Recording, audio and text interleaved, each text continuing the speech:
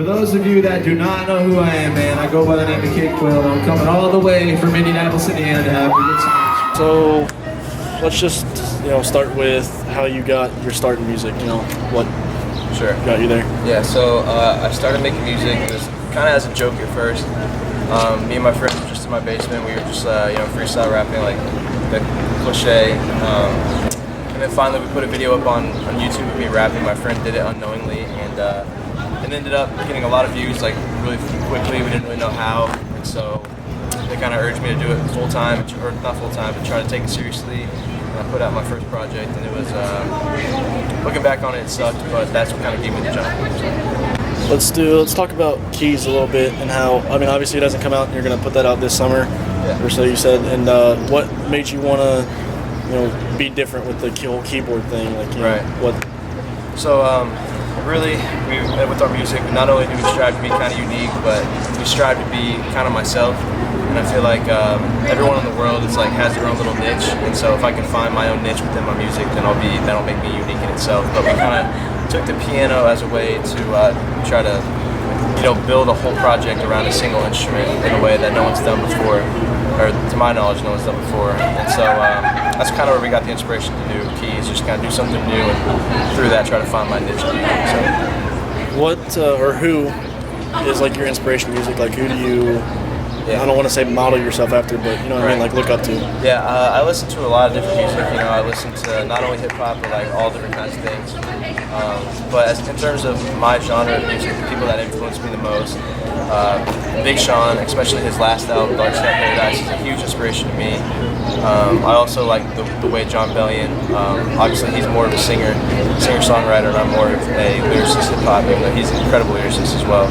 But I just kind of like the way his writing brings out emotion. So if I could combine the kind of rawness Big Sean has with the lyricism and content of Jon Bellion and combine the two and influence him, that's kind of what I can see myself doing in my own way, of course. Did you grow up playing instruments? Did you grow up singing? What? I did not grow up playing particularly any instruments. But when I was a kid, I especially 3rd, 4th, 5th grade, I like to use the desk as do the pencil thing. Yeah. So I would do that a lot, and I think that's where I got some of my rhythm from. Because during a break in class, I would start using the pencil, and we would all just kind of make a little. And I was in 3rd or 4th grade, so I think that's it's not really an instrument, but that's the one thing that I think helped me get rhythm.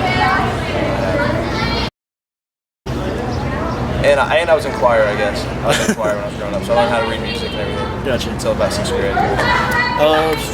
What's been your favorite place to play? Where do you like going? I don't want to say more so than others, but sure. I like. To phrase the answer, I like playing everywhere because I like meeting new people and I like fans in every city. But as far as venue-wise, there's certain venues I like more than others.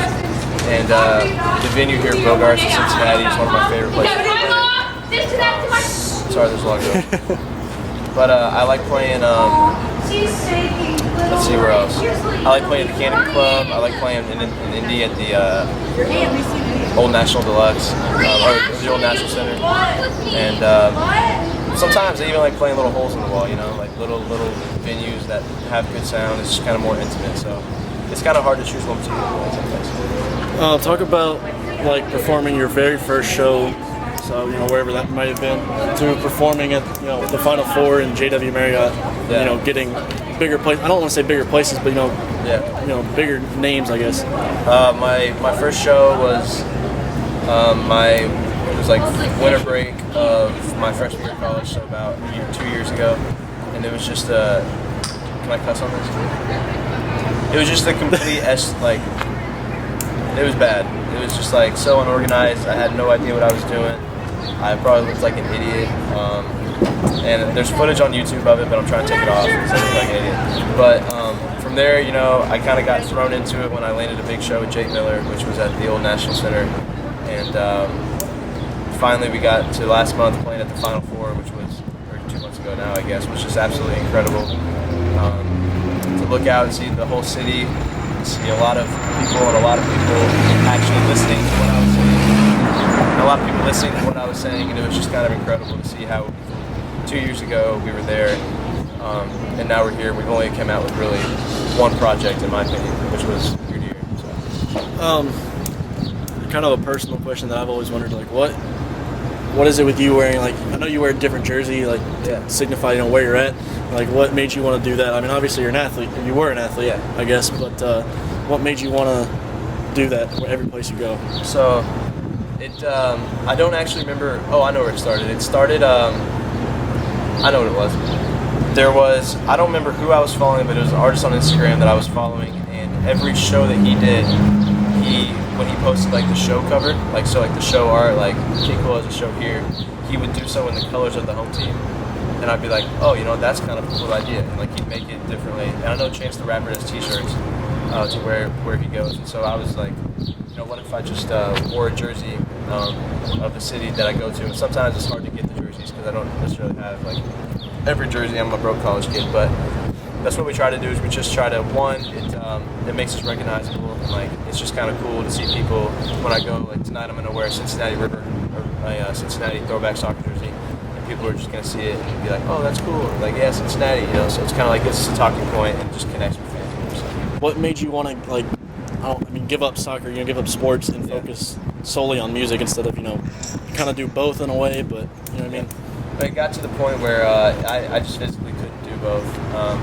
It was basically, sometimes it came down to, especially last spring when I went on a run with Soma, which is why I'm here tonight, but it was just, it was either practice or the concert.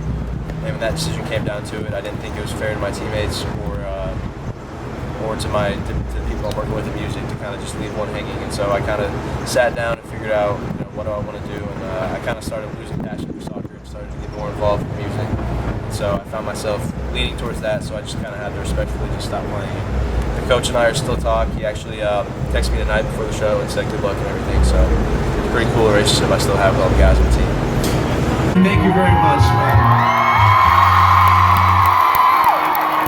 Much love to all you guys, man. Real quick before I go, I wanted to share something with you, man. And I myself am a college student, you know, like I have finals next week. I do this in my spare time because I'm really passionate about it. And I want to tell those in the audience, please chase your dream no matter what that dream is, you know what I'm saying? Because I promise you it's right in front of your face, you know what I'm saying? And I just, please chase your dream. But more importantly, I want you guys to be happy while you're doing it, you know what I'm saying? That's the most important thing, so. I want to meet each and every one of you after the show back at the merch table, so please come say hi. I want to meet people, hear people's stories, so thank you guys very much for everything tonight.